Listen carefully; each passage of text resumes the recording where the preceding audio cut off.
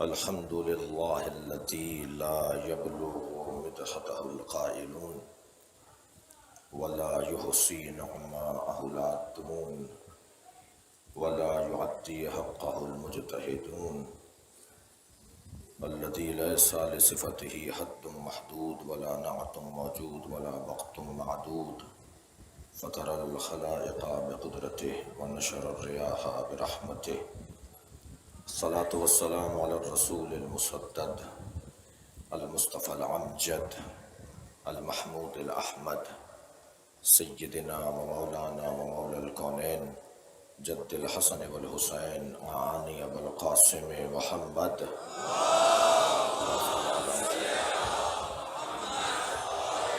وآله الطيبين الطاهرين المعصومين الذين قال الله إنما يريد الله ليذهب عنكم الرجس أهل البيت ويطهركم تطهيرا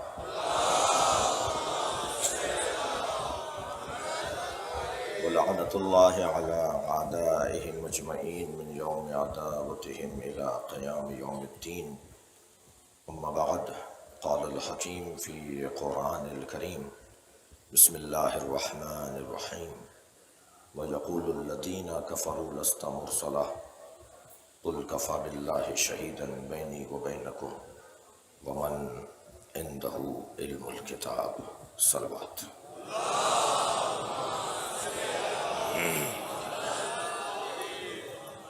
اس پنکھے کا رخ عزاداروں کی طرف کر دو. اس پنکھے کا رخ عزاداروں کی طرف کر دو. میں اس کا رخ عزاداروں کی طرف کر دو. اس کا رخ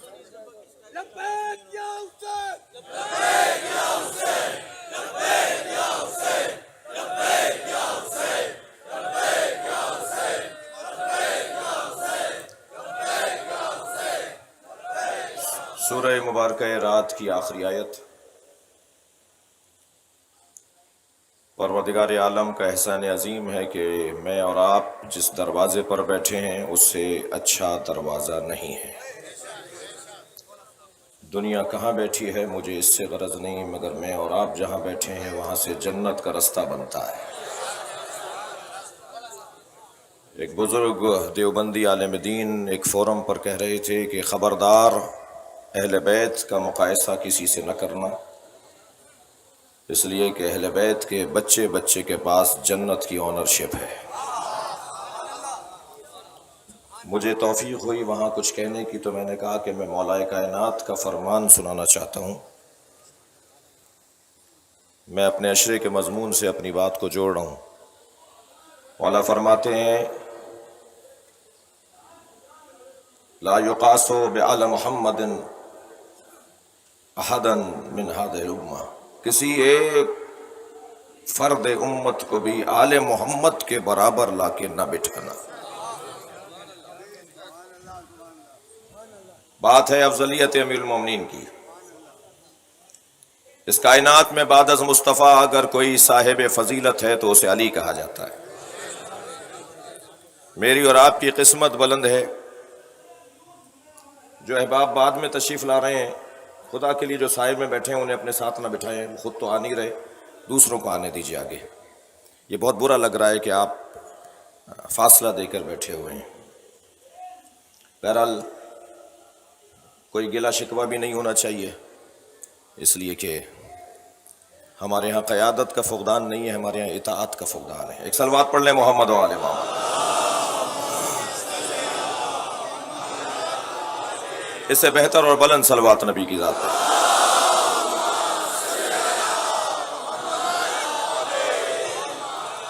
شکریہ جو پھر سن کے تھوڑا سا آگے آئے ہیں، ان کے لیے ان کا بھی شکریہ، اور جو نہیں آ رہے ہیں ان کا بھی شکریہ.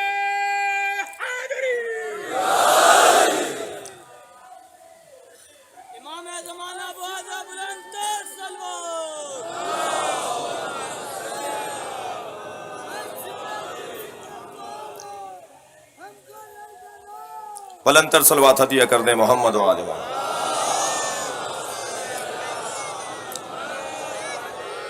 آج 9 محرم ہے. آج کا دن بہت ہمارے لیے اہم ہے. سارا سال ایک طرف بلکہ ساری زندگی ایک طرف، اور تاسوعہ اور عاشورہ ایک طرف، 9 اور 10 محرم ایک طرف۔ بات یہ تھی، بحث یہ تھی گزشتہ دنوں میں کہ مولا کائنات کو اللہ نے اس کائنات میں افضل ترین وجود قرار دیا ہے۔ سال گزشتہ ایک نجی رسانے پر بحث چھڑی کہ مولا انبیاء کرام سے افضل ہیں، تو ایک بزرگوار نے فرمایا کہ یہ توہین انبیاء ہے، اور ہمارے بولنے والے مولانا پر راولپنڈی میں ایک FIR بھی کٹ گئی۔ ہم نے اس وقت میں جو جواب دیا تھا اور تمام پاکستان کے ذاکرین سے گزارش کی تھی کہ اس سال محرم کا عنوان افضلیت امیر المومنین قرار دو۔ ہمارے نزدیک مولا علی بعد از سرکار دو جہاں تمام کائنات میں افضل ہیں۔ علی مولا تمام انبیاء سے افضل ہیں۔ علماء متقدمین میں، ہمارے علماء متقدمین میں بحث تھی کہ اولو العزم پیغمبروں سے افضل ہیں یا نہیں، وہ بحث تھی، لیکن آج کے تمام علماء اس بات کے اوپر متفق ہیں۔ ہم نے مولانا کو کہا تھا کہ ان سے کہہ دیجئے کہ اگر یہ کہنا کہ مولا علی تمام انبیاء سے افضل ہیں یہ توہین انبیاء ہے، بقول مولانا فلاں کے اگر یہ توہین انبیاء ہے تو یہ کہنا کہ حضرت ابو بکر مولا علی سے افضل ہیں یہ اہل بیت کی توہین ہے۔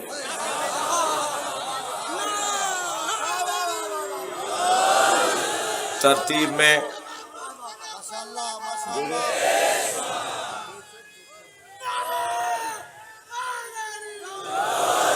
مولا کائنات کی افضلیت کی بحث خاص طور پر اہل سنت تفضیلی مسلمانوں کا عنوان ہی ہے۔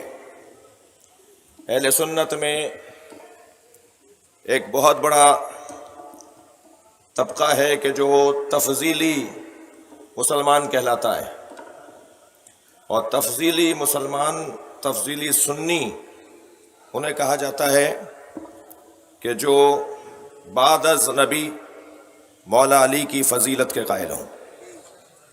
ہندوستان میں یوم حسین ہو رہا تھا، خواجہ نظام الدین ثانی دہلی والی درگاہ کے سجادہ نشین، گدی نشین یوم حسین سے خطاب کرنے آئے۔ مجمع شیعوں کا تھا، خطیب اہل سنت کے تھے۔ مجمع میں انہوں نے خطاب کا عنوان یہ قرار دیا کہ میں مولا علی کی فضیلت کا قائل ہوں، تفضیلی سنی ہوں، اور تفضیلی سنی اسے کہتے ہیں جو بعد از نبی مولا علی کو تمام کائنات میں افضل مانتا ہو۔ اور فرمانے لگے سنو، ترتیبیں دو طرح کی ہیں، ایک ترتیب خلافت ہے اور ایک ترتیب فضیلت ہے۔ علی ترتیب خلافت میں چوتھے ہیں مگر ترتیب فضیلت میں پہلے ہیں۔ تو مجمع میں سے ایک صاحب کھڑے ہو گئے، کہنے لگے خواجہ صاحب بات سمجھ میں نہیں آ رہی، جو ترتیب فضیلت میں پہلا ہو اسے ترتیب خلافت میں بھی پہلا ہونا چاہیے۔ تو الجھ کے کہنے لگے 1,23,999 پیغمبروں کے بعد آنے والا پہلا سمجھ میں آتا ہے؟ صلوات پڑھیں گے محمد و آل محمد۔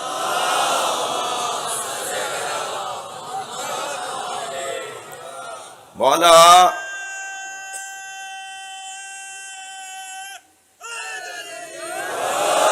یہ ضروری نہیں ہے جو بعد میں آئے وہ فضیلت میں کم ہو، جو پہلے آئے وہ فضیلت میں زیادہ ہو۔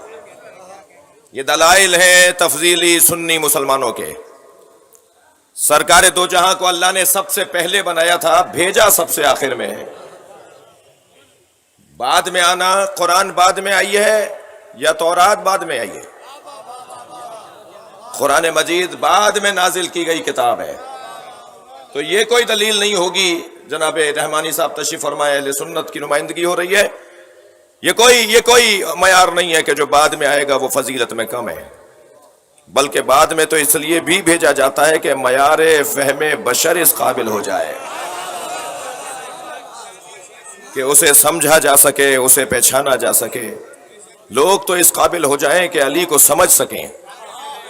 لہذا یہ عقیدہ صرف زور بیانی نہیں ہے، یہ عقیدہ یہ خطابت نہیں ہے، یہ عقیدہ صرف اور صرف کسی مسلک اور مکتب کی کوئی ترجمانی نہیں ہے، یہ عقیدہ مسلم ہے۔ میں قرآن مجید کی چند آیات سے سہارا لیتا ہوں اور اپنی گزشتہ بیانات کے خلاصے کے طور پر اپنے بیان کو آج مکمل کروں گا۔ مجھے کچھ دیر کے بعد ملت جعفریہ کے، ملت اسلامیہ کے، پاکستانیوں کے کچھ مسائل بھی ہر سال کی طرح علامہ رشید ترابی مرحوم علی اللہ مقامہ کی روش کو زندہ رکھتے ہوئے بیان بھی کرنے ہیں۔ عزیزان گرامی، قرآن مجید میں 5 عنوان فضیلت ہیں، جس میں یہ 5 چیزیں ہوں گی وہ صاحب فضیلت ہے۔ سب سے پہلا عنوان فضیلت علم ہے۔ جو علم میں زیادہ ہوگا وہ زیادہ افضل ہوگا، اور عزیزو یہ طے ہے، اللہ اکبر، کہ جو فرشتوں کا استاد ہو اسے علی کہا جاتا ہے۔ جس نے جبریل جیسے ملک کو پڑھایا ہو وہ ہے علی کی ذات۔ هل يستوي الذين يعلمون والذين لا يعلمون، اللہ برابر قرار نہیں دے رہا جاننے والوں اور نہ جاننے والوں کو۔ کیا جاننے والے اور نہ جاننے والے برابر ہیں؟ قرآن کہہ رہا ہے برابر نہیں ہے، اور کسی نے دعویٰ نہیں کیا کہ سلونی قبل ان تفقدونی، پوچھو اس سے پہلے کہ تم مر جاؤ۔ علی نہیں مرے، علی سے نہ پوچھنے والا مر گیا۔ دوسرا عنوان فضیلت ایمان ہے۔ افمن کان مومنا کمن کان فاسقا لا یستوون، کیا مومن اور فاسق برابر ہیں؟ نہیں، لا یستوون۔ دوسرا عنوان فضیلت ایمان ہے، اور میں جس علی پر غور کرنا اپنی حلالیت کا ثبوت فراہم کر رہا ہوں، اس علی کا ایمان اس درجے پر ہے کہ وہ مومن نہیں ہے، کل ایمان ہے۔ خلاصہ کر رہا ہوں اپنے بیان کو۔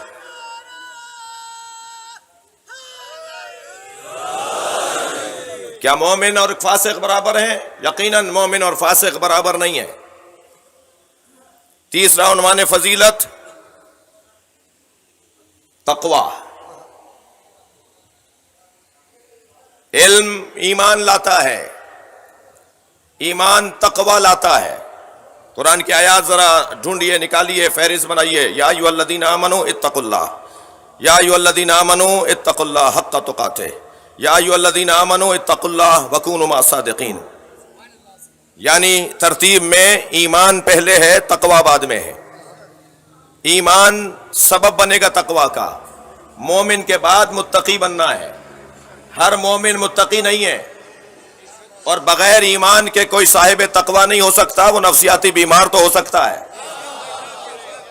جو اپنے حلیے بناتے ہیں، جو اپنے طریقے بناتے ہیں، جن کے ہاں ایمان مضبوط نہ ہو اور وہ حلیوں میں اپنے آپ کو متقی ثابت کریں، وہ کچھ بھی ہوں گے، بیمار ہوں گے، مگر متقی نہیں ہیں۔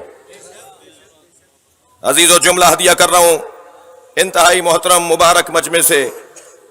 اسلام، میں بھی اس وقت ایک حلیے میں ہوں، ہمارے فورسز کے لوگ بھی حلیے میں ہیں، ڈاکٹر حضرات بھی حلیوں میں ہوتے ہیں، مختلف شعبہ زندگی، مختلف شعبہ کار، اپنی نشانیوں کے ساتھ رہنا ان کی فرائض منصبی میں سے ہے۔ مگر خبردار یہ ذہن میں رہے، اسلام حلیوں کا نام نہیں ہے، اسلام رویوں کا نام ہے۔ میرا رویہ جتنا اسلام کے مطابق ہوگا اتنا میں اچھا مسلمان کہلاؤں گا۔ خبردار کسی کو خاص حلیے میں دیکھ کر اس بنیاد پر اس کے لیے خصوصیت کے قائل نہ ہو جائیے گا۔ مولا علی فرمانے گئے، اگر تمہیں جاننا ہے کہ کون کتنا بڑا عالم اور فاضل ہے، یخبرکم حلمہم عن علمہم، ان کا حلم ان کے علم کا پتہ بتائے گا۔ دقت چاہوں گا۔ تیسرا عنوان فضیلت تقوی ہے۔ وہ زیادہ بافضیلت ہے جو زیادہ متقی ہے۔ آیت سورہ حجرات، انا اکرمکم عند اللہ اتقاکم، تم میں اکرم، افضل، اعلی، اولا، اجلا وہ ہے کہ جس کے پاس تقوی ہے۔ چوتھا عنوان فضیلت جہاد ہے۔ اگر علم ایمان تک سفر نہ کروائے اور ایمان تقوی تک نہ لے جائے اور تقوی جہاد تک نہ لے جائے تو یہ مسلمان نصاب سے ہٹ کے چل رہا ہے۔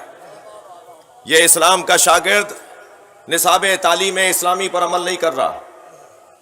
لہذا فضل اللہ المجاہدین علی القاعدین اجرا عظیما، اللہ نے صاحبان جہاد کو، مجاہدین کو بیٹھے رہ جانے والوں پر فضیلت عطا کی ہے۔ میرے پاس وقت تنگ ہے، میں نے تو ایسا منظر بھی تاریخ اسلام میں دیکھا کہ جب ایک پکارنے والے نے پکارا تو سر ایسے جھکے ہوئے تھے جیسے سروں پر پرندے بیٹھے ہوں۔ قرآن پکار کے کہہ رہا ہے بیٹھے رہ جانے والوں پر میدان میں اترنے والا افضل ہے۔ صلوات پڑھیں محمد و آل محمد۔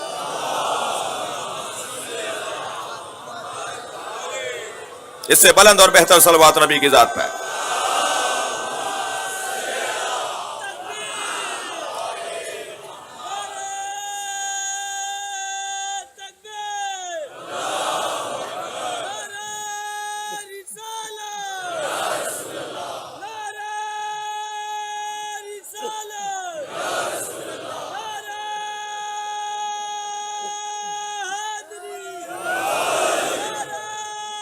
ماشاء اللہ۔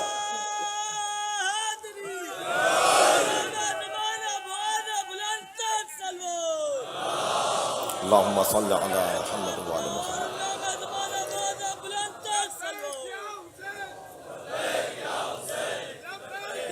مل کر جواب دے دیجیے۔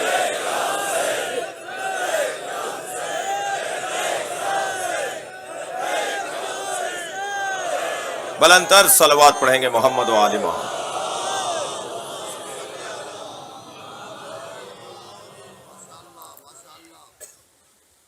مجاہد افضل ہے بیٹھے رہ جانے والے پر۔ پانچواں عنوان فضیلت فوز و فلاح و کامیابی و رستگاری۔ مجاہد تو خود جہاد کتنا مشکل مرحلہ تھا، کوئی جبریل سے پوچھے نا۔ جب احد میں علی تنہا لڑ رہے تھے تو جبریل نبی کے برابر بیٹھے کہہ رہے تھے یا رسول اللہ دیکھ نہیں رہے کہ علی کیسے لڑ رہے ہیں؟ تو سرکار نے بے ساختہ فرمایا کیف لا انہ منی وانا منہ، کیسے نہ لڑے، وہ مجھ سے ہے میں اس سے ہوں۔ اب یہ منیت میں کتنی مضبوطی اور کتنی پختگی ہے کہ جبریل نے بے ساختہ کہا کہ انا منکما، میں آپ دونوں سے ہوں۔ بھائی چادر کسا کے نیچے جبریل کا آنا اسی رشتے سے تو تھا کہ وہ انہی سے تھے۔ محمد آل محمد معاذ بلند تر سلوات۔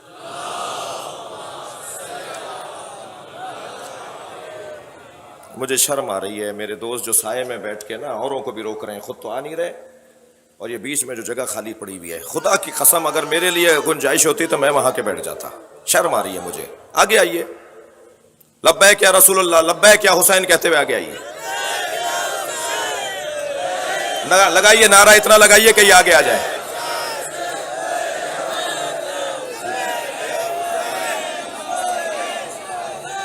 ماشاءاللہ ماشاءاللہ، آفرین، آگے آئیے۔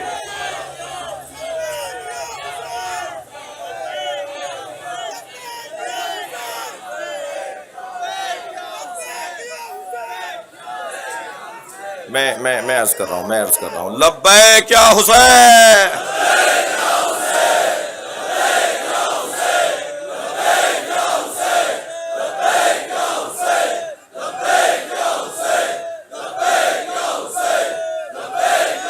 ماشاءاللہ ماشاءاللہ۔ صلوات ہدیہ کریں گے نبی اور آل نبی۔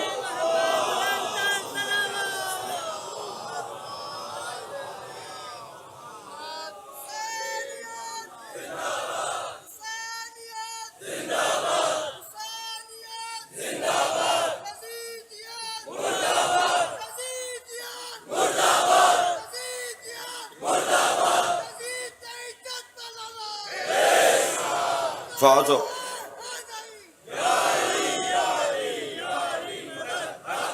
ماشاءاللہ، آفرین، مرحبا، شاباش، جیتے رہیے۔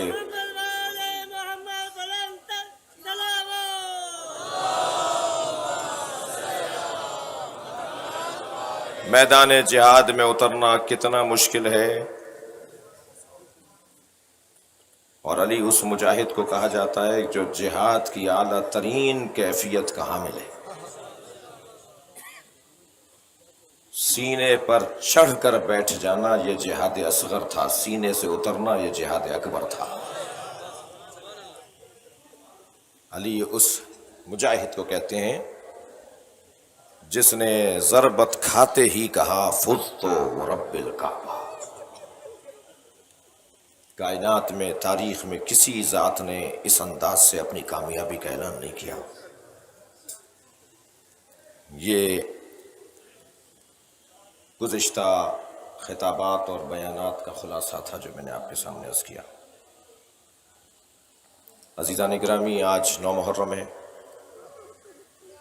اور آپ کا دعویٰ یہ ہے کہ یہ ممبر پاکستان کا مرکزی ممبر ہے، اور جب آپ لفظ مرکزی استعمال کرتے ہیں تو پیواڑ کی چوٹی پر بیٹھا ہوا حسین کا عزادار آپ کی طرف دیکھ رہا ہوتا ہے،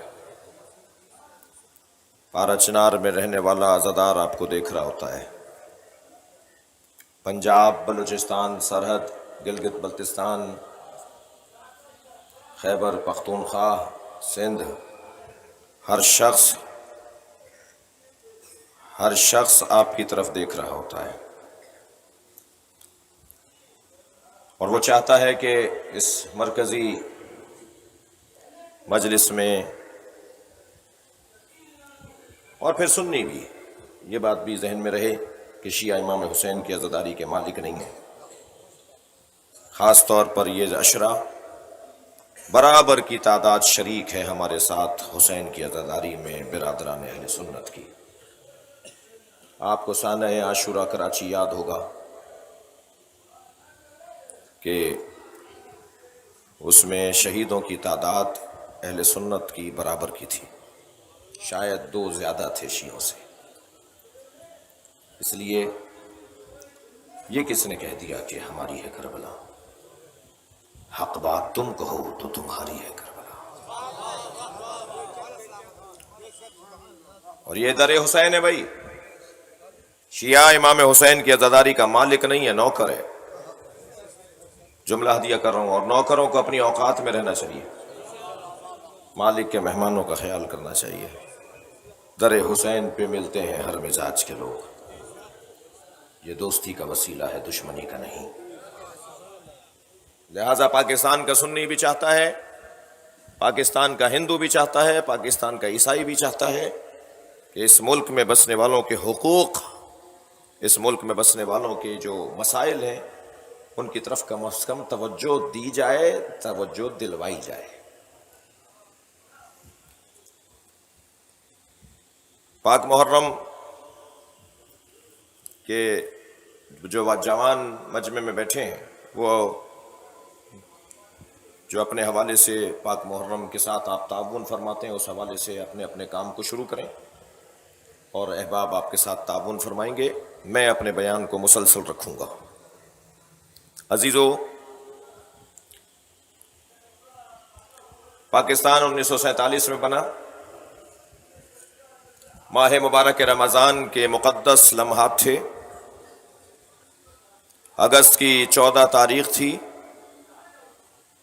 محمد علی اور فاطمہ کی برکتیں تھیں، اور سب نے مل کر، سنی شیعہ نے مل کر پاکستان کو بنایا۔ اس پہلے دن سے پاکستان کو کچھ مسائل کا سامنا تھا، کچھ بتدریج حل ہوئے، اور غالب مسائل حل نہیں ہو پائے۔ میں آپ کے سامنے اپنے ملک کے شہریوں کے لیے، اور خاص طور پر عزاداران امام حسین کے حوالے سے اپنے مسائل بیان کرنا چاہوں گا۔ پاکستان کا سب سے پہلا اور موجودہ بڑا مسئلہ وہ حالیہ پاک بھارت کشیدگی ہے۔ میں اس عنوان کو یوں کہوں گا کہ 5 اگست 2019 گزشتہ مہینہ ہندوستانی پارلیمنٹ نے آرٹیکل 370 اور 35A کو ختم کرنے کا جو قرارداد پیش کی، جس کے بعد کشمیر میں کشمیریوں نے اپنی حق خود ارادیت، اپنی آزادی اور اپنی بقا کی جد و جہد کو ایک مرتبہ پھر تازہ کیا، جس کا نتیجہ یہ نکلا کہ ہندوستان کی ظالم حکومت نے وہاں کرفیو نافذ کر دیا۔ 4 محرم کو وہ منظر دیکھنے کا تھا کہ جب علم لے کر عزادار کرفیو توڑتے ہوئے باہر نکلے، علم گرنے نہیں دیا، ڈنڈے لاٹھیاں کھاتے رہے، مگر لبیک یا حسین کی آوازیں بلند کرتے رہے۔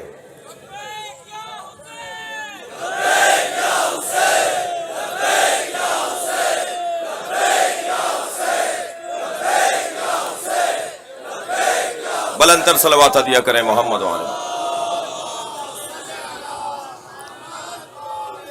کشمیر شملہ معاہدہ یا لاہور معاہدے کے مطابق جو شیخ عبداللہ اور نہرو کے درمیان باندھے گئے، ہمارے قانون میں بھی اور ہندوستان کے قانون میں بھی ایک متنازع خطہ ہے۔ اس کے مسائل کو دونوں ملک مل کر حل کریں گے، یہ آئین کا حصہ ہے، یہ جملے اور یہ عنوان۔ کوئی ایک ملک اس کے بارے میں یک طرفہ رائے نہیں دے سکتا، لہذا ہم مذمت کرتے ہیں، اور موجودہ حکومت اور ریاست نے جو کشمیر کے حوالے سے اقدامات کیے ہیں، سفارتی واسطے، رابطے عالمی سطح پر ممالک کے سربراہوں سے، اقوام متحدہ سے، سلامتی کونسل سے، اس میں اور بہتری لانے کی اور تیز کرنے کی ضرورت ہے۔ اتنا کہہ کر دوسری منزل لوں گا کہ کشمیر ہمارا ہے، کشمیر ہمارا ہے، اور کشمیر، بلکہ اور عام بات کروں کہ پاکستان کے اگر کسی ذرے پر بھی کسی نے میلی آنکھوں سے دیکھا تو پاکستان کا سنی شیعہ اس کی حفاظت کی توانائی رکھتا ہے۔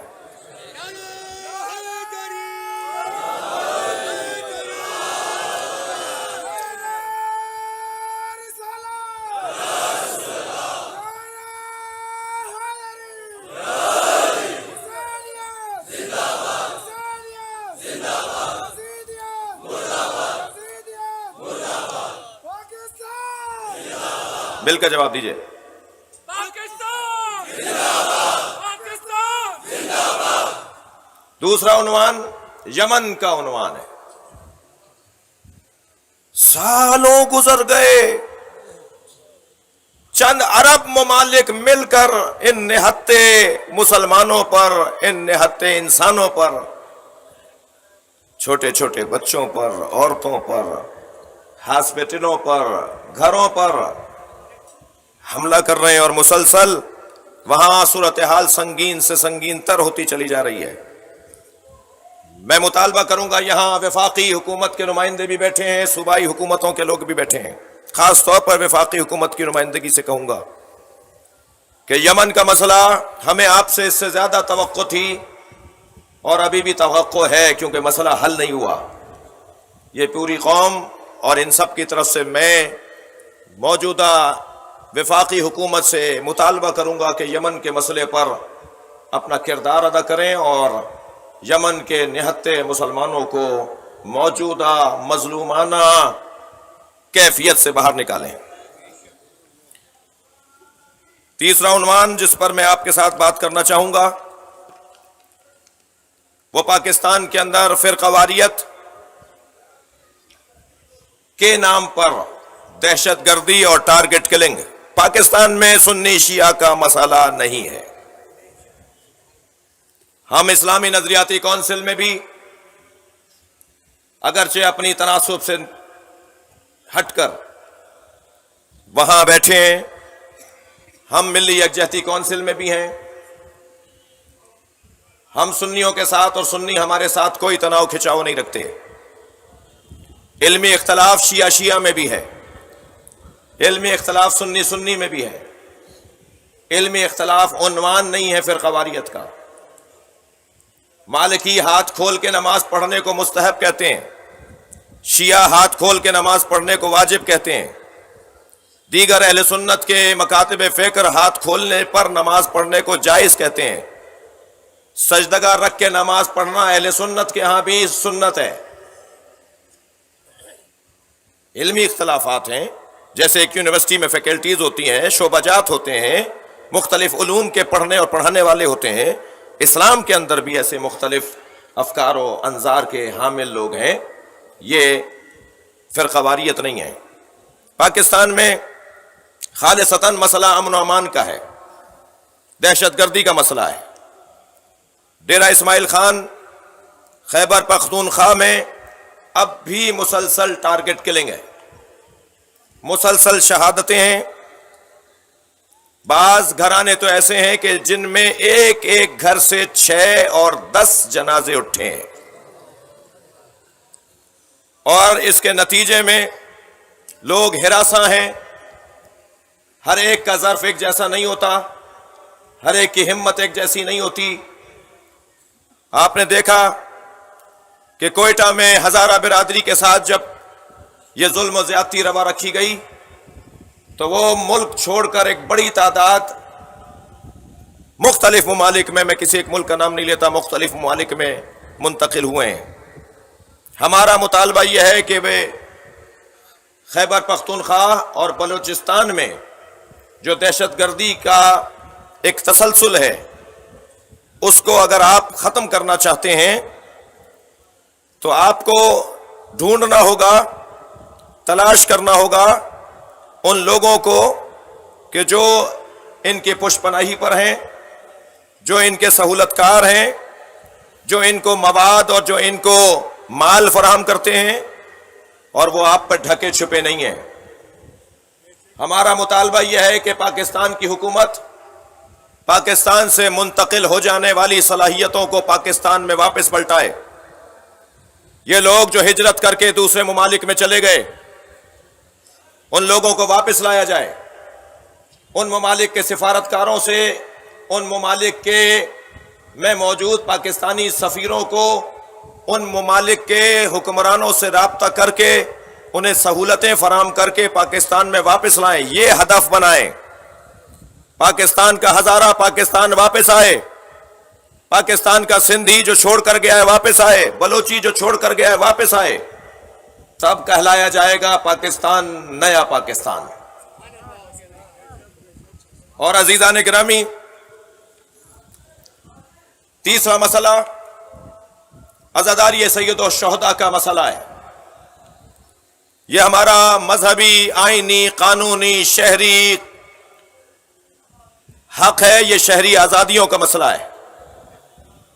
مجھے نماز پڑھنے کے لیے کسی سے پرمٹ نہیں چاہیے ہوتا، مجھے حج پہ جانے کے لیے کسی سے پرمیشن نہیں چاہیے، مجھے روزہ کھولنے اور روزہ رکھنے کے لیے کسی سے NOC نہیں چاہیے. میرے بھائی چپے چپے پہ مدرسے بناتے ہیں. پورے پاکستان میں ہمارے بھائیوں کے چپے چپے پہ مدرسے ہیں. ہم شیعہ کونے کونے پہ اور چپے چپے پہ مدرسہ نہیں بناتے، علم لگاتے ہیں. ہمارا یہ علم ہمارا مدرسہ ہے. اس کے سائے میں بیٹھنے والا حسینیت سیکھتا ہے.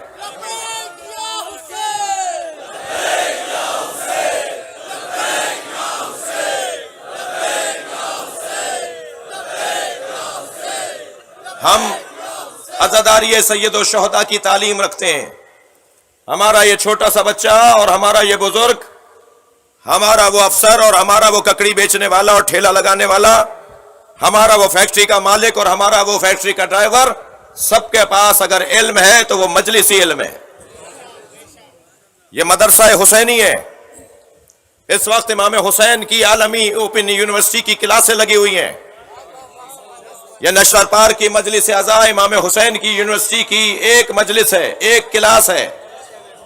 یہ مختلف کیمپس ہیں جنہیں ہم امام بارگاہ کہتے ہیں، جنہیں ہم عزا خانہ کہتے ہیں، عاشور خانہ کہتے ہیں، پڑ کہتے ہیں، ازا خانہ کہتے ہیں، امام بارہ یا امام باڑہ کہتے ہیں، یہ امام حسین کی یونیورسٹی کے کیمپس ہیں۔ عزاداری امام حسین پر جس انداز سے پاکستان کی ادارے قدغن لگاتے ہیں، رکاوٹیں ڈالتے ہیں، مصنوعی خوف بناتے ہیں، رکاوٹیں ڈال کر، قناتیں لگا کر، کنٹینر کھڑے کر کے، بیریئریں لگا کر، خاردار تاریں لگا کر یہ ایک فضا بنائی جاتی ہے پاکستان میں کہ عزاداری ہو رہی ہے، یعنی کہ ڈرنے کا ماحول ہے، خوف کا ماحول ہے۔ ہم نے آپ سے نہیں کہا کہ یہ بازار بند کرو، ہم نے آپ سے نہیں کہا کہ یہ رستے سیل کر دو، ہم تو چاہتے ہیں کہ بازار کھلے رہیں، اور یہ عزادار جب حسین کا نام لیتے ہوئے وہاں سے گزرے تو حسین کا نظام معیشت سمجھ میں آئے۔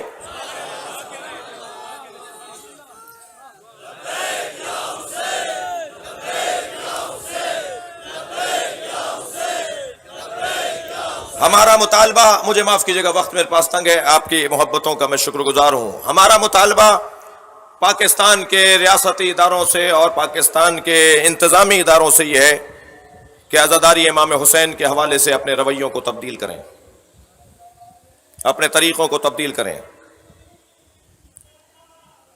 5 سال سے خیبر پختونخوا کے 2 اضلاع میں، آپ مرکزی مجلس کر رہے ہیں نا تو سن لیجئے کہ کہاں کیا مسئلہ ہے، ایک ہری پور اور ایک ایبٹ آباد، 5 سال سے وہاں عزاداری پر پابندی ہے۔ ہری پور کا مومن، ہری پور کا عزادار اور ایبٹ آباد کا عزادار مشکل میں ہے، وہاں ایف آئی آریں کاٹ دی جاتی ہیں، 4 دیواری کے اندر بھی مجلس نہیں کرنے دی جاتی۔ مانسیرا میں گزشتہ 25 سے 30 سال پرانے جلوس کو روکا گیا ہے۔ جام شوروں کا مسئلہ تو آپ کے سامنے میں گزشتہ کئی دنوں سے بیان کرتا رہا، اور جام شوروں میں 7 محرم کا جلوس نکالنے نہیں دیا، امام بارگاہ سیل کر دیا، لوگوں کو گرفتار کر دیا، لوگوں کو لاٹھیاں مار کے زخمی کیا۔ میں امید کرتا ہوں کہ 13 محرم یا 16 محرم کو جو انتظامیہ کی میٹنگ ہے اس میں یہ مسئلہ حل ہوگا۔ دشمن شبیر تیرے پیر پہ لانا، بات کا مسئلہ تیرے پیر پہ لانا، وہ ہے داخلہ اور زبان بندی کا مسئلہ۔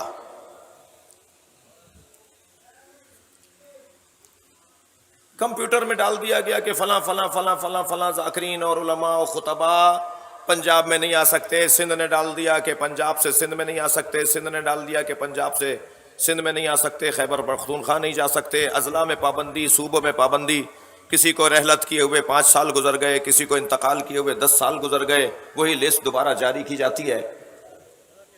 علامہ طالب جوہری جیسی عظیم المرتبت شخصیت پہ پابندی، علامہ ساجد نقوی جیسی شخصیت پہ پابندی، علامہ راجع ناصر صاحب جیسی شخصیت پہ پابندی، میں بھی حقیر فقیر کئی شہروں میں پابندیوں کا شکار رہا۔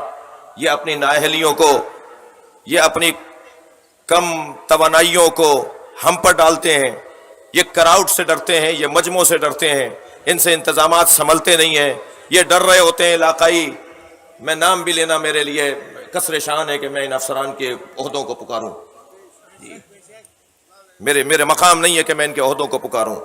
یہ ڈرتے ہیں کہ یہاں اتنا بڑا مجمع آئے گا، عزاداری ہوگی، جلوس نکلے گا تو پھر یہ ہو جائے گا اور وہ ہو جائے گا، لہٰذا جو جس عالم کے آنے پر مجمع زیادہ آ رہا ہے اس عالم پر ہی پابندی لگا دو۔ زبان بندیاں، داخلے کے اوپر پابندیاں، کیا مذاق ہے۔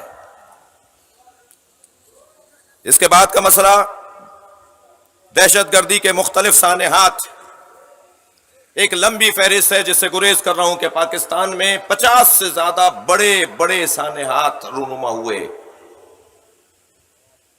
اور آپ کو سن کے تعجب ہوگا کہ پاکستان میں اگر مجموعی طور پر 65 سانحات رونما ہوئے ہیں تو 50 شیعوں کے خلاف، شیعوں پر ہوئے ہیں۔ 70% سانحات کا شکار ملت جعفریہ ہوئی ہے۔ ہمارا مطالبہ یہ ہے کہ ان سانحات کی اعلیٰ سطحی شفاف تحقیقات کروائی جائیں، انہیں مال خانوں میں جمع نہ کرو، انہیں فائلوں میں دبا کر نہ رکھو، بتاؤ عوام کو، جیسے آپ نے ایک سانحہ راولپنڈی کو بتایا، ایسے 50 سانحات ہیں جو آپ کے جواب کے اور آپ کی تحقیق کے منتظر ہیں۔ آپ نے بتایا کہ کالے کپڑوں میں وہی لوگ تھے جن کا مدرسہ تھا، انہی لوگوں نے عزاداروں کی شکل میں آ کر مدرسے پر اور مسجد پر حملہ کیا، آگ لگائی۔ یہ ایک سانحہ ہے۔ میرا سوال ہے، سانحہ کراچی کی رپورٹ کہاں ہے؟ کوئٹہ میں 10 سے زیادہ بڑے سانحات ہوئے، ان کی رپورٹیں کہاں ہیں؟ ہم تو اس سے بالا تر بات کر رہے ہیں۔ ذرا بتایا جائے فیکٹری میں جو جل کے مر گئے ان کی رپورٹ کہاں ہے؟ وہ غریب مسکین لوگ، وہ ڈیلی ویجز پہ کام کرنے والے لوگ، بتایا جائے کہ ان کی رپورٹیں کہاں ہیں؟ یہ شہری ہیں، ان کا حق ہے، انہیں بتاؤ کہ ان کے ساتھ کس نے کیا کیا ہے، اور جب یہ واضح ہو جائے کس نے کیا کیا ہے تو پھر ان لوگوں کو کیفر کردار تک پہنچاؤ، سہولت کاروں کو ڈھونڈو، بتاؤ کہاں سے پیسہ آ رہا تھا، بتاؤ کہاں پل رہے تھے یہ، اور اس کے پیچھے کون سے محرکات تھے۔ ایک مرحلہ آگے بڑھ رہا ہوں۔ لاپتہ جبری گمشدگی کا شکار، گزشتہ دنوں صدر مملکت کے گھر پر کئی دن تک دھرنا رہا اور اس کے نتیجے میں گفتگو کا سلسلہ شروع ہوا۔ 42 افراد بحال ہوئے، ہم مزید 60 کی لسٹ لیے پھر رہے ہیں۔ سامنے والے کیمپ میں سیدانیاں بیٹھی ہیں جن کے بچے گم ہیں، جن کے شوہر لاپتہ ہیں، جن بچیوں کے باپ، جن بچیوں کے بھائی 2 سال سے، 1.5 سال سے، 3 سال سے لاپتہ ہیں، پتہ نہیں ہے کہ وہ کہاں ہیں۔ یہاں کوئی حکومت ہے، یہاں کوئی ذمہ دار ہے، یہاں کوئی ادارے ہیں، کہاں جا کے سر پھوڑیں، کس سے جا کر بات کریں؟ کون فریاد سننے والا ہے جو ہمیں بتائے کہ یہ لوگ کہاں ہیں؟ اور اگر آپ کے آئین میں، آپ کے قانون میں اور آپ کے کسی قاعدے قانون میں یہ لکھا ہوا ہے کہ ہم جسے چاہیں اٹھا لیں اور ہم پر کچھ نہیں بنتا کہ ہم یہ بتائیں کہ ہم نے کہاں رکھا ہوا ہے، تو ذرا وہ آئین کی شق ہمیں بھی بتا دیجئے، ہمیں بھی پتا چلے کہ آئین کیا کہہ رہا ہے اور وہ کون سا قاعدہ اور قانون ہے۔ انسانی حقوق پامال ہو رہے ہیں، انسانی حقوق کی خلاف ورزی ہو رہی ہے۔ ہم نے 7 محرم کو یہاں اعلان کیا تھا کہ 6 رکنی کمیٹی اس پچھلے جدوجہد کے نتیجے میں جو خلل آیا اس کو دوبارہ سے جوڑنے کے لیے 6 رکنی کمیٹی تشکیل دی گئی ہے، جس میں 3 افراد جبری گمشدہ فیملیوں سے وابستہ ہیں۔ میں نام لے کر سنا رہا ہوں۔ مولانا احمد اقبال رضوی صاحب تشریف فرما ہے، مولانا حیدر عباس عابدی صاحب، مولانا عقیل موسیٰ صاحب، معصومہ ممتاز رضوی صاحبہ، علمدار صاحب، نوید صاحب۔ یہ 6 رکنی کمیٹی ہے۔ میں دعا گو ہوں جناب علی زیدی صاحب کا کہ انہوں نے اداروں سے رابطہ کیا اور آج شام 5 بجے دوبارہ سے انشاءاللہ گفتگو کا عمل شروع ہونے جا رہا ہے۔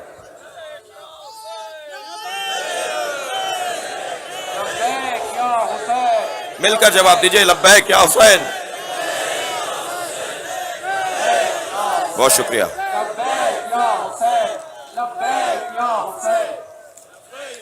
اس کے بعد کا مسئلہ نیشنل ایکشن پلان۔ بھائی پاکستان کو آگے بڑھنا ہے یا نہیں؟ یقیناً بڑھنا ہے۔ پاکستان کو ترقی کرنی ہے، پاکستان کو اپنے مسائل کو حل کرنا ہے۔ سب سے بڑی رکاوٹ امن و امان کا مسئلہ ہے۔ کوئی نہیں آئے گا آپ کے ملک کے اندر اپنا پیسہ لگانے کے لیے، لہذا نیشنل ایکشن پلان جو بنایا گیا، جس میں یہ طے تھا کہ ظالم کو اور مظلوم کو علیحدہ کیا جائے گا، طے کیا جائے گا، تمیز کی جائے گی، وہ دوبارہ سرد خانے کے حوالے کر دیا گیا۔ اس کو دوبارہ سے فعال کیا جائے، ایکٹیو کیا جائے اور دوبارہ سے اس کے اوپر کوششوں کو بھرپور کیا جائے۔ 4تھ شیڈول، معتبر لوگ، پڑھے لکھے لوگ، دانشور لوگ، مومن لوگ، متقی لوگوں کو صرف اس بنیاد پر کہ یہ قومیات میں آگے رہتے ہیں، ان کے ساتھ 4تھ شیڈول جیسی ایک کیفیت ڈال دی جاتی ہے۔ دعا گو ہوں وفاقی حکومت کے لیے کہ انہوں نے عزاداران امام حسین جو زائرین کی صورت میں کربلا جاتے ہیں، عراق جاتے ہیں، ان کے لیے بارڈر پر مسائل کو بہتر کیا ہے. مگر ابھی جو عاشورہ کے لیے زائرین اس دفعہ گئے ہیں ہر سال سے بہتر انداز سے گئے ہیں، اور چہلم کے لیے زائرین تیاری کر رہے ہیں. لہذا امید کرتے ہیں کہ جیسے عاشور کے زائرین کے لیے خیال رکھا گیا، ایسے ہی چہلم کے زائرین کے لیے بھی بھرپور انتظام کیا جائے گا. آپ نے کہا تھا کہ پانی کے جہاز بھی چلیں گے، آپ نے کہا تھا سی پیک کے مطابق جو شہداد پور سے بلوچستان رستہ جا رہا ہے، نیا روڈ بنا ہے، وہ بھی کھلے گا. ہم منتظر ہیں کہ دوسرے رستوں کو بھی آپ کب بحال کریں گے، کب کھولیں گے. میں خلاصہ کر رہا ہوں، پاکستان میں 7 سرکاری ادارے ہیں جن میں شیعوں کے حق میں، شیعوں کے بارے میں فیصلے ہوتے ہیں مگر شیعوں سے مشورے نہیں ہوتے. آپ ہمارے بارے میں فیصلہ کر رہے ہوتے ہیں مگر ہم سے مشورہ نہیں کرتے. وہ سرکاری ادارے ہیں، اس میں ہماری نمائندگی، اس میں ہماری مشاورت، ہمارا قانونی شہری حق ہے. سب سے پہلا ادارہ نصاب تعلیم کا ادارہ ہے. آپ لکھ دیتے ہیں اس میں کہ نبی مکرم تعلیم کا نصاب بناتے ہوئے عقائد کا خیال نہیں رکھتے، مشترکات کا خیال نہیں رکھتے. پاکستان میں شیعہ بھی رہتا ہے، پاکستان میں سنی بھی رہتا ہے. وہی جماعت کیوں دکھائی جائے، وہی نماز کیوں پڑھائی جائے؟ دینیات کی کتاب میں جو ایک خاص مسلک کی ہے وہ ان کے مطابق صحیح ہے، انہیں ایسے ہی نماز پڑھنی چاہیے. مجھے وہ سنی اچھا لگتا ہے کہ جب کربلا میں امام حسین کے حرم میں لاکھوں شیعوں میں ہاتھ باندھ کے نماز پڑھ رہا ہوتا ہے. ہم ہرگز یہ نہیں کہہ رہے کہ وہ غلط کرتے ہیں، وہ اپنے مطابق صحیح کرتے ہیں، مگر میں جس انداز سے پڑھنا چاہتا ہوں نماز، اس کا بتانے والا مولا علی ہے، امام جعفر صادق ہے.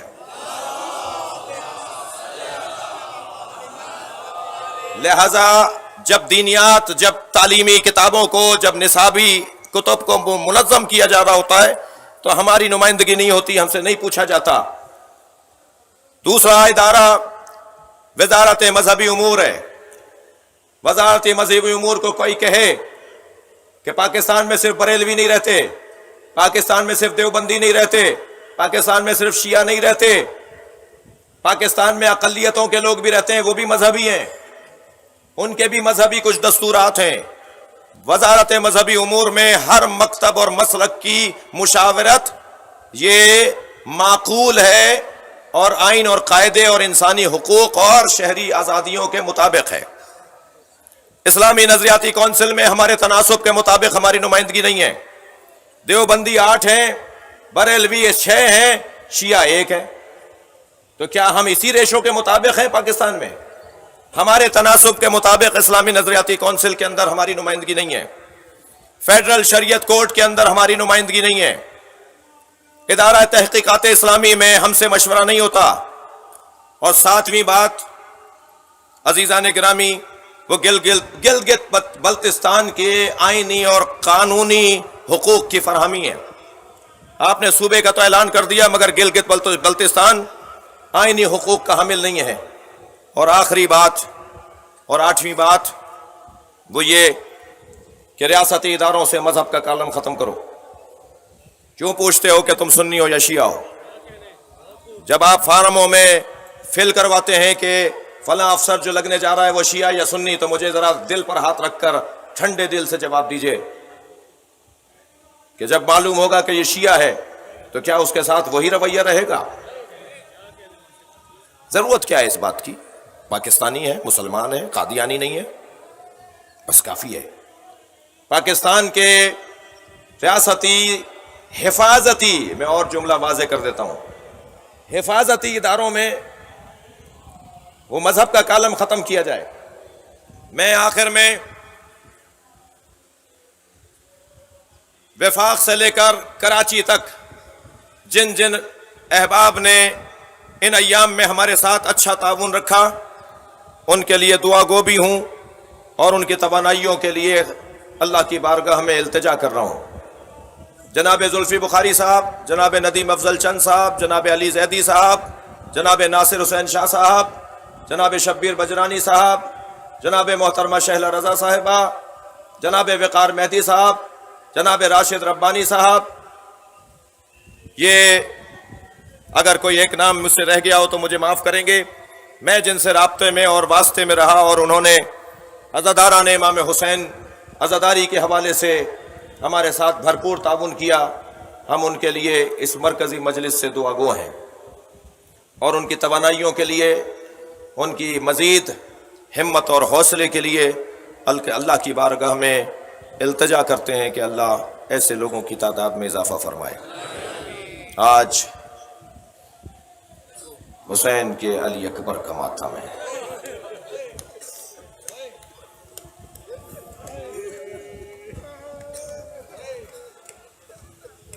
تقدم ولدی، اے میرے لال علی اکبر آگے بڑھو، قربان جائیں حسین پر۔ پہلی قربانی بھی اپنے بیٹے کی دی اور آخری قربانی بھی علی اصغر اپنے بیٹے کی دی۔ عباس جیسے بھائی کے بازو، قاسم جیسے بھتیجے کے پامال، لاشے کے ٹکڑے، اون و محمد جیسے بھانجے، لاشیں تو عزادار و حسین نے بہت اٹھائے، مگر 4 لاشوں پر حسین بہت روئے۔ سنیں گے ایک لاشا جس پر حسین کے آنسو رکتے نہیں تھے؟ وہ لاشا قاسم کا لاشا ہے۔ دل بند ہونے لگتا ہے آج 1400 سال گزرنے کے بعد بھی، جب اس پامال لاشے کا حال سنتے ہیں۔ جب نیزے کی یعنی پر قاسم کا سر چڑھا تو ایک ظالم نے دوسرے کو بلا کے کہا، چہرہ تو دیکھو چاند جیسا ہے۔ عزادارو، جو دشمن کی نگاہ میں چاند ہو وہ ماں کی نگاہ میں کتنا حسین ہوگا۔ پوچھے ام فروا بی بی سے۔ بہت روئے حسین اپنے بھتیجے قاسم کے لاشے پر۔ دوسرا لاشا جس پر حسین بہت روئے ہیں وہ عباس کا لاشا ہے۔ مڑ مڑ کر دیکھتے رہے بھائی کو۔ لاشا خیمے نہ لے جائیے گا مولا، عباس وصیتیں کرو، مولا میرا لاشا خیمے نہ لے جائیے گا۔ شاید مولا عباس نے اس لیے فرمایا تھا جس کی کمر ٹوٹ گئی ہو وہ لاشا کیسا ہو۔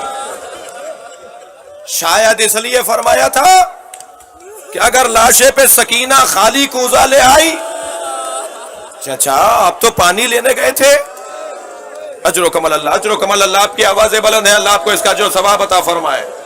آج آپ کا ثواب چند برابر زیادہ ہے، آپ گریہ بھی کر رہے ہیں اور دھوپ میں بھی بیٹھے ہیں۔ اللہ اکبر۔ سنیں گے عزادارو، تیسرا لاشا جس پہ حسین بہت روئے وہ علی اکبر کا لاشا ہے۔ اللہ اکبر، اللہ اکبر۔ حسین کی دھڑکنیں بڑھنے لگی۔ روایت کہتی ہے رخسار پر آنسوؤں کی لڑی بہہ رہی تھی۔ میرے مولا علی اکبر کا لاشا اٹھانا چاہتے ہیں، آپ رو رہے ہیں۔ جب حر کے بیٹے کا لاشا اٹھایا تو حر نے بڑھ کر کہا، مولا یہ غلام زادہ ہے۔ اجر و کمل اللہ، اجر و کمل اللہ، پہنچ گئے آپ، میں جہاں لے جانا چاہ رہا ہوں۔ مولا یہ غلام زادہ ہے۔ تو امام نے فرمایا، حر جوان کی میت باپ نہیں اٹھاتا۔ اللہ اکبر۔ جب علی اکبر کا لاشا اٹھانے لگے، میرے لیے خود یہ مسئلہ بڑا مشکل تھا، کیسے طے کریں کہ حسین نے یہ عمل کیسے انجام دیا۔ معصوم ترک اولا بھی نہیں کرتا، مکروہ تو بہت دور کی بات ہے۔ میرے مولا نے علی اکبر کا لاشا اٹھایا تو دیکھا برابر میں ایک برقع پوش بھی ہے۔ اب جو مڑ کر دیکھا بہن زینب کھڑی ہے۔ بھیا اسے میں نے پالا تھا۔ علی اکبر کا لاشا زینب اٹھائے گی۔ اجر و کمل اللہ، اجر و کمل اللہ۔ جب آپ کی آوازیں بلند ہوتی ہیں، امام جعفر صادق دعا دیتے ہیں، یا اللہ یہ ہمارے عمر کو زندہ کر رہے ہیں۔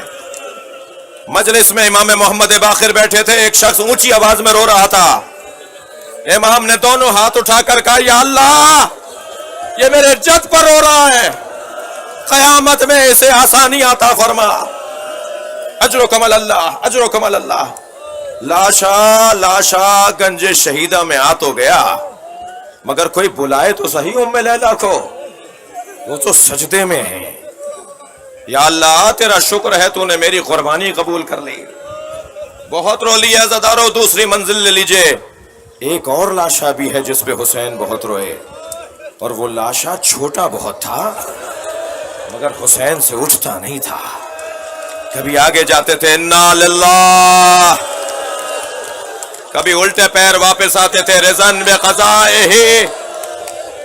اجرکم اللہ، اجرکم اللہ. میرے مولا اس کیفیت میں عاشور کے دن اپنے بچے کا لاشا لے کر آگے جا رہے ہیں، پیچھے آ رہے ہیں. عزادارو، کربلا کے ماننے والے جوانوں، علی اکبر کے ماتم داروں، کچھ دیر ذرا حسین کے دل کو تسلی پہنچاؤ اپنی آنسوؤں کی صورت میں. اللہ اکبر.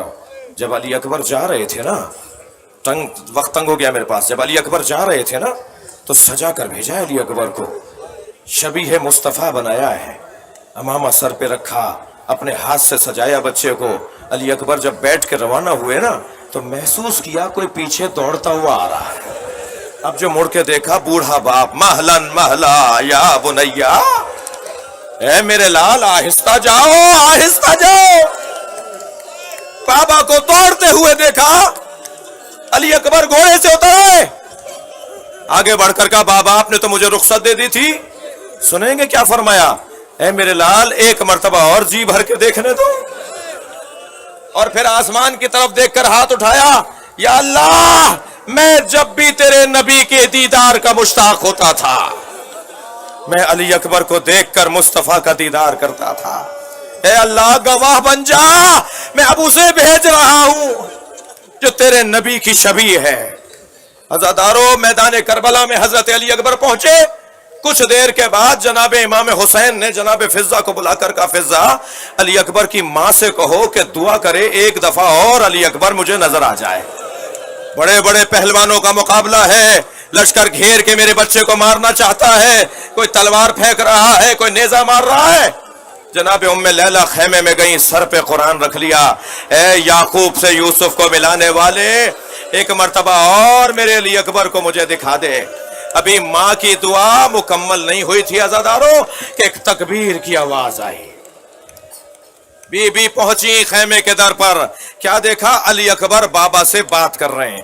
اور بات کیا کر رہے ہیں؟ بابا سے کہہ رہے ہیں بابا مجھے پیاس مارے ڈال رہی ہے، میں اگر 2 گھونٹ پانی پی لوں تو دشمن کو بتاؤں کس کا پوتا ہوں، دشمن کو بتاؤں کہ کس عباس نے میری تربیت کی ہے. عزادارو، جب بابا سے علی اکبر پانی مانگ رہے تھے اور حسین کہہ رہے تھے اپنے منہ میں یہ انگوٹھی رکھ لو شاید تمہیں تسکین ہو جائے، تو ماں در خیمہ پہ کھڑی یہ منظر دیکھ رہی تھی. شاعر نے 4 مصروں میں اس منظر کو نظم کیا ہے. شاعر کہتا ہے شدت پیاس سے اکبر نے پلٹ کر دیکھا اور ماں نے خیمے کی تنابوں سے لپٹ کر دیکھا. کتنی مجبور تھی ساقی کوثر کی بہو. اجر و کمال اللہ، اجر و کمال اللہ. اپنی آوازیں آزاد کریں، میں مجلس مکمل کر رہا ہوں. کتنی مجبور تھی ساقی کوثر کی بہو، خالی مشکیزہ کئی بار الٹ کر دیکھا، شاید چند قطرے پانی کے نکل آئیں. آواز دی علی اکبر جاؤ، تمہارے نانا حوض کوثر کا جام لیے کھڑے ہیں. علی اکبر میدان کربلا میں پہنچے. ایک ظالم نے سینے میں برچھی ماری، برچھی کا پھل ٹوٹا، علی اکبر کے سر پہ گرز لگا. علی اکبر گھوڑے سے زمین کی طرف آئے. بابا حسین میدان کربلا سے گزر کر لاشے پر پہنچے. سینے میں برچھی ہے. میرے مولا نے برچھی کا پھل نکالنا چاہا، مجلس مکمل کر رہا ہوں. میرے مولا نے برچھی کا پھل نکالنا چاہا، علی اکبر نے ایڑیاں رگڑنا شروع کی. آواز دی نانا آئیے، اپنے ساتھ ابراہیم کو بھی لائیے، میں اپنا اسماعیل ذبح کر رہا ہوں. اور یہ کہہ کے برچھی کا پھل نکالا، خون کا فوارہ جاری ہوا. واہ علی اکبر، واہ حسین، ماتم حسین.